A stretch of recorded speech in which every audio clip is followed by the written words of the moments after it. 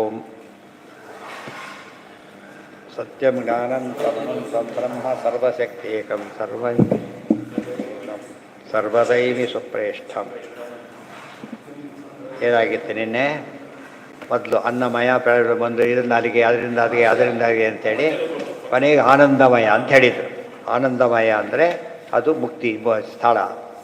ಒಬ್ಬರಿಂದ ಒಬ್ಬರಿಗೆ ಅಂತ ಹೇಳಿ 5 ರೂಪಕ್ಕೆ ಹೋಗ್ಬೇಕು, ಇಲ್ಲಿಂದ ಅಲ್ಲಿಗೆ ಹೋಗ್ಬೇಕು. ಅಲ್ಲಿಗೆ ವಾಸುದೇವಂ ಪ್ರವಿಷ್ಟಾನ ಪುನರಾವರ್ತನಂ ಕುತಃ ಅಂತ ಕೃಷ್ಣಾಮೃತ ಮಹಾರ್ಣವ ಬ್ರಹ್ಮಸೂತ್ರ ಭಾಷೆ ಓದಿದರೆ ಅರ್ಥ ಆಗೋದು. ವಾಸುದೇವ ರೂಪದ ಹತ್ತಿರ ಹೋದ ಮೇಲೆ ಮತ್ತೆ ಹುಟ್ಟೋದಿಲ್ಲ, ಮುಕ್ತಿ ಕೊಡೋ ರೂಪ ಆದ್ದರಿಂದ ಮುಗಿತಾರೆ. ಯಾವುದು ಆನಂದ ಆದಮೇಲೆ ಪರ್ಪಸ್ ಮುಗಿತು. ಯಾವುದೇ ಕೆಲಸಕ್ಕೆ ಎಂಡೇನು? ಆನಂದ. ಊಟ ಆಯಿತು, ಏನಾಗೋದು? ಆನಂದ ಎಂಟದು. ಇದು ಆಗಲಿಲ್ಲ, ಆನಂದ ಬರಲಿಲ್ಲ, ಊಟ ವ್ಯರ್ಥ ಆಯ್ತು, ಉಪಯೋಗ ಬರಲಿಲ್ಲ. ಯಾವುದು ಸಂಬಳ ಬಂತು, ಕೈ ಸೇರಿದು ಉಪಯೋಗಿಸ್ಬಿಟ್ಟು ಅದು ಆನಂದ. ಅದು ಆನಂದ ಕನ್ವರ್ಟ್ ಆಗಬೇಕು.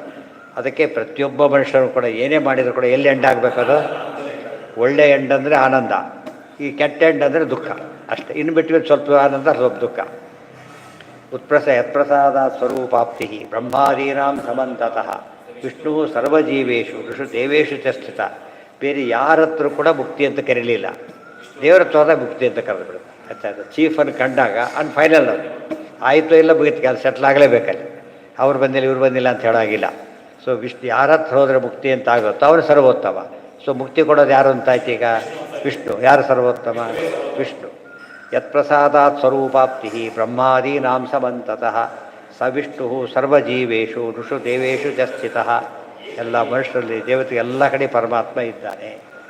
ಏಕ ಏವ ಮಹಾಯೋಗಿ ನಿರ್ವಿಶೇಷೋ ಅಖಿಲೇರ್ಗುಣೈ ಸರ್ವೋತ್ತಮ ಸಹ ಪೂರ್ಣಶ್ಚ ತಮೇವಂ ವೇದ ಯಃ ಪುಮಾನ್. ಆತ ಒಬ್ಬನೇ, ಏಕೋನೈಕ. ಈ ಅರ್ಥಲು ಏಕ ಒಬ್ಬನೇ ಮುಕ್ತಿ ಕೊಡೋನು. ಮಹಾಯೋಗಿ ನಿರ್ವಿಶೇಷೋ ಅಖಿಲೇರ್ಗುಣೈ, ನಿರ್ವಿಶೇಷ ಅಖಿಲೇರ್ಗುಣರಾಗಿದ್ದಾರೆ. ಸರ್ವೋತ್ತಮ ಪೂರ್ಣಶ್ಚ ತಮೇವಂ ವೇದ ಯಃ ಪುಮಾನ್. ಈ ದೇವರನ್ನ ತಿಳಿಬೇಕು, ಹೀಗೆ ತಿಳಿಬೇಕು. ಸಾರು ಮಾಡೋದ ಸಾರು ತಿಟ್ಟರು, ಸಾರು ಅಲ್ಲೇ ಅಲ್ಲ. ದೇವರು ಒಪ್ತಾರೆ, ಕೆಲವು ದೇವರಿದ್ದಾರೆ ಅಂತ ಒಪ್ತೀವಿ ಅಂತಾರೆ. ಈ ಥರ ಒಪ್ಪಬೇಕು. ದೇವರಿಗೂ ಪಾಪ ಅವರ ಹಣೆ ಬಾರ, ನಾವೇನು ಮಾಡೋಕ್ಕಾಗುತ್ತೆ? ಈಗೆಲ್ಲ ಹೇಳಿದ್ರೆ ದೇವರು ಅರ್ಥ ಆಗಿಲ್ಲ ಅಂತ ಅರ್ಥ. ಎಷ್ಟು ಜನ ಇದ್ದಾರೆ. ದೇವರು ಕೂಡ ಸಾಧನೆ ಮಾಡಿಕೊಂಡೇ ಇರಬೇಕು ಯಾವಾಗಲೂ. ಎಲ್ಲರೂ ಭಾರಿ ರಿಸ್ಕ್ ಇದೆ, ದೇವರಿಗೂ ರಿಸ್ಕ್ ಇದೆ ಅಂತ ಹೇಳಿ ಏನು ಅರ್ಥ ಅದಕ್ಕೆ? ಆ ದೇವ್ರನ್ನ ಒಪ್ಪಿರೋ ಉಪಯೋಗ. ನಾವು ದೇವ್ರ ಪೂಜೆ ಮಾಡ್ತೀವಿ ಅಂತ ಖುಷಿ ಆಯ್ತು ಇವರಿಗೆ. ಯಾವುದೋ ಇಟ್ಕೊಂಡು ಕೂತೀವಿ, ದೇವ್ರ ಪೂಜೆ ಅಲ್ಲೇ ಅಲ್ಲ. ಅದಕ್ಕೆ ವಿಧಿ ವಿಧಾನ ಎರಡೂ ಸರಿ ಇರಬೇಕು. ಸ್ವರೂಪ ಜ್ಞಾನ, ವಿಧಿ ವಿಧಾನ, ಸಮರ್ಪಣೆ. ಸಬ್ಮಿಟ್ ಅಂತ ಬಿಟ್ಟು ಹೋಗ್ಬಿಟ್ರೆ ಸಬ್ಮಿಷನ್ ಅಲ್ಲ ಅದು. ಕನ್ಸಲ್ಟ್ ಒಪ್ಪಿಸ್ಬೇಕಲ್ಲ, ಅಲ್ಲೇ ಬಿಟ್ಟು ಹೋಗ್ಬಿಟ್ರೆ ದೇವಾಂಶ ತಾರತಮ್ಯಸ್ತಾನ್ ಸಗಚ್ಚೇತ್ ಪಂಚರೂಪಿಣಂ ವಿಷ್ಣುಂ ಪುಣ್ಯಪಾಪೇಚ ತಸ್ಯಾನಿಷ್ಠೇ ಕದಾಚನ. ಆಮೇಲೆ ವಿಷ್ಣುಂ ಪುಣ್ಯಪಾಪೇಚ ತಸ್ಯಾನಿಷ್ಠೇ ಕದಾಚನ. ಪ್ರಿಯಾಪ್ರಿಯಷ್ಟು ಅದೇ ನಡೆದಿದ್ದೀಗ. ಅಲ್ಲಿ ಬಂದಿದ್ದೇನೆ ಬ್ರಹ್ಮಸೂತ್ರ ಭಾಷೆಯಲ್ಲಿ ಬಂದಿದ್ದೇ ವಿಚಾರ. ಪ್ರಿಯಾಪ್ರಿಯೇಷು ತಜ್ಞಾನಿ ಸ್ಪೃಣೋತಿ ಯಥೋ ನೃಷು ಆಗೋಚರಂ ವಾಂಗ್ಮನಸೋ ಅನಂತ್ಯಾತ್ ಪುರುಷೋತ್ತಮಂ ಜ್ಞಾತ್ವಾ ಮುಕ್ತಸ್ಯ ಭೀರ್ನೈವ ಕುತಶ್ಚನ ಭವಿಷ್ಯ. ಮುಕ್ತಿಯ ಫಸ್ಟ್ ಅಡ್ವಾಂಟೇಜ್ ಅಂದರೆ ಭಯದ ಹೆಸರೇ ಇಲ್ಲ. ಪರ್ಮನೆಂಟ್ ಕೆಲಸ ಅಂತಷ್ಟು ಮೊದಲೇನೇ ಕೆಲಸ ಕಳ್ಕೊಳ್ಳೋ ಚಾನ್ಸ್ ಹೋಯಿತು.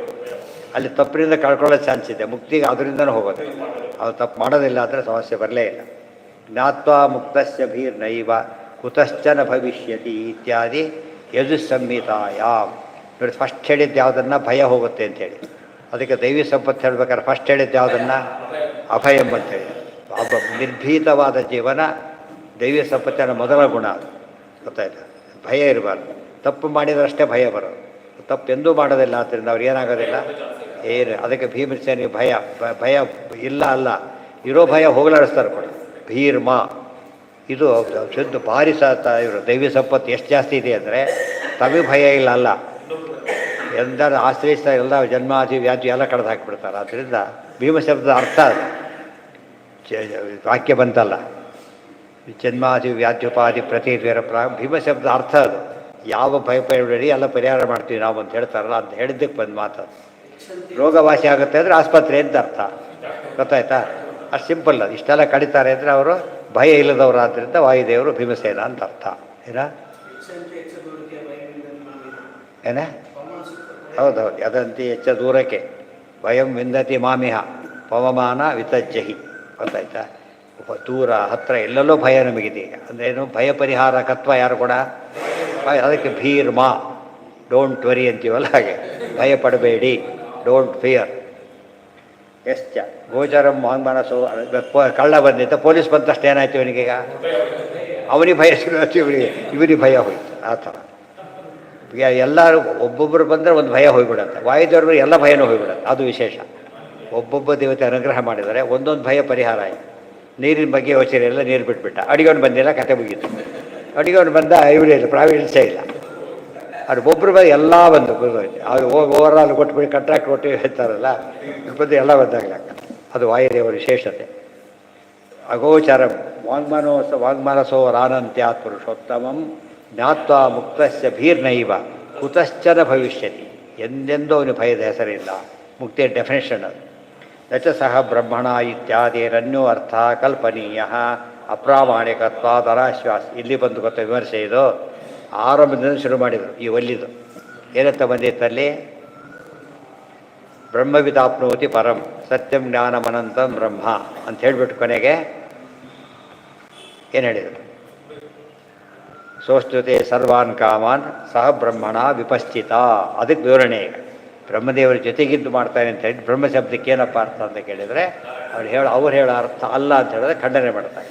ಇಷ್ಟೊತ್ತು ಸ್ವಮತ ಹೇಳಿಬಿಟ್ಟು ಈಗ ಕೆಲಸರ್ತೆ ಪರಮತ ಮೊದಲು ಹೇಳಿ ಖಂಡನೆ ಮಾಡಿ ನಮ್ಮದು ಹೇಳ್ತಾರೆ. ಮೊದಲು ನಮ್ಮದು ಹೇಳಿ ಆಮೇಲೆ ಇದನ್ನು ಮಾಡ್ತೀವಿ. ಅಲ್ಲಿ ಪ್ರಸಂಗ ನೋಡ್ಕೊಂಡು ಹೇಳ್ತಾರೆ. ಸಹ ಬ್ರಹ್ಮಣ ಇತ್ಯಾದಿರನ್ಯೋ ಅರ್ಥ ನ ಕಲ್ಪನೀಯ ಅಪ್ರಾಮಾಣಿಕತ್ವ ತನಾಶ್ವಾಸ. ಆ ನೀವು ಹೇಳೋ ಅರ್ಥ ಇಲ್ಲೇ ಇಲ್ಲ ಎಲ್ಲೋ. ಆದ್ದರಿಂದ ಅರ್ಥ ಹೇಳೋದು ಪ್ರಮಾಣ ಇಲ್ಲ. ಒಂದು ನಂಬಿಕೆ ಬರೋಕ್ಕೆ ಸಾಧ್ಯವೂ ಇಲ್ಲ. ಇಂಪಾಸಿಬಲ್ ಅದು ಒಪ್ಪಲಿಕ್ಕೆ. ಎಷ್ಟೇ ಪ್ರಮಾಣ ಕೊಟ್ಟರು ಕೂಡ ನೀರು ಮಾತಾಡುತ್ತದೆ, ಪ್ರಮಾಣ ಕೊಡ್ತೀನಿ ಅಂತ ಕೊಟ್ಟ, ಸ್ಟಿಲ್ ಆಶ್ವಾಸನೆ ಬರಲಿಲ್ಲ. ಯಾತಕ್ಕೆ? ವೇದ ಹೇಳಿ ಇರ್ಬೋದು ರೀ, ವೇದ ಅದೇ ಹೇಳುತ್ತೆ. ನಮಗೆ ಗೊತ್ತಿದೆ, ವೇದಕ್ಕೆ ಅಷ್ಟು ಗೊತ್ತಿಲ್ವ ಅಂತ ಹೇಳಿದರೆ ಅದಕ್ಕೆ ಅರ್ಥನೇ ಬೇರೆ. ಏನು ಅಭಿಮಾನಿ ದೇವತೆ ಅಂತ ಅರ್ಥ ಮಾಡಬೇಕು.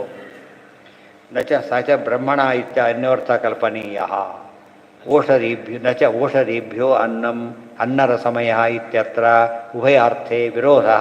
ಅನ್ನಸ್ಯ ಅನ್ನಂ ಮಧ್ಯಮ ಪ್ರಾಣಸ್ಯ ಸ್ಥೂಣ ಇತ್ಯಾದಿವತ್ ವಿಶೇಷಿತತ್ವಾದ್ ಉಪಪತ್ತೇ. ಎಲ್ಲಿ ಏನು ಹೇಳಿರ್ತಾರೋ ಆ ಅರ್ಥ ತಗೋಬೇಕು. ನೀವು ಹೇಳೋ ಅರ್ಥಕ್ಕಿಲ್ಲ, ಅವಕಾಶವೇ ಇಲ್ಲ. ಆದ್ದರಿಂದ ಅದು ಮೊದಲಕ್ಕೆ ಅದು ಎಕ್ಸಾಂಪಲ್ ಕೊಟ್ಟರು.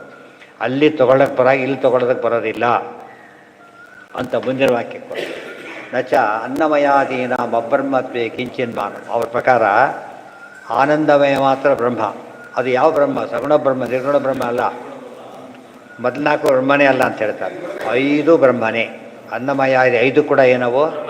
5 ಬ್ರಹ್ಮನೇ. ಅವ್ರೇನು ಆನಂದಮಯ ಅಂತ ಅಷ್ಟೇ ಹೇಳಿದ್ದಾರೆ ಸೂತ್ರದಲ್ಲಿ. ಆನಂದ ಅಭ್ಯಾಸ, ಉಳಿದೆಲ್ಲ ವಿಜ್ಞಾನಮಯ ಅಭ್ಯಾಸ ಹೇಳಿದ ಅಂತ ಕೇಳಿದರೆ ಇಲ್ಲಿ ಹೇಳಿದ್ರಿಂದ ಉಳಿದೆಲ್ಲ ಕೂಡ ಏನದು? ಅಂಡರ್ಸ್ಟು ಅದೆಷ್ಟು ಬ್ರಹ್ಮನೇ. ಯಾಕೆ? ರಸಮಯ ಶಬ್ದ ಉಪಯೋಗ ಬೇರೆ ಬರೋದಿಲ್ಲ. ಆ ಪದ ಯಾರನ್ನ ಹೇಳುತ್ತದು? ರಸೋವೈ ಸಹ.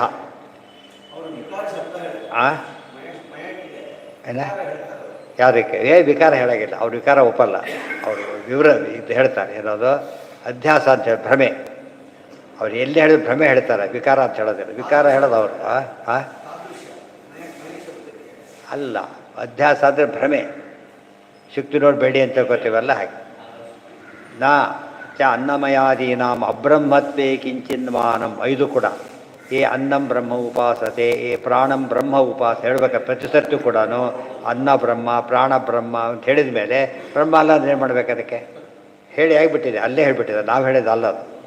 ಅಸ್ತಿ ಬ್ರಹ್ಮೇತಿ ಚೇದ್ವೇದ ಅಧೀಹಿ ಭಗವೋ ಬ್ರಹ್ಮ ತಸ್ಬ್ರಹ್ಮ ಏತತ್ ಪ್ರೋವಾಚ ಅನ್ನಂ ಪ್ರಾಣಂ ಚಕ್ಷುಶ್ರೋತ್ರಂ ಮನೋವಾಚಮಿರಿ ಇತ್ಯಾದಿನ ಬ್ರಹ್ಮಶಬ್ದೇನ ಉಕ್ತತ್ವಾಚ್ಯ.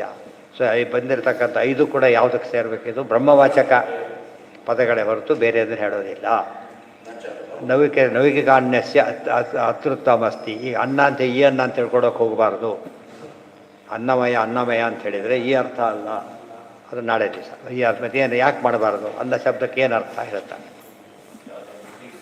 ನಾರಾಯಣಂ ಗುಣೈ ಸರ್ವೈರ್ಗೀತಂ ದೋಷವರ್ಜಿತಂ ಜ್ಞೇಯಂ ರಮ್ಯಂ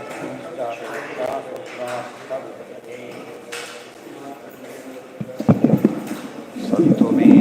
ಏನು ಸಂತು ಮೇ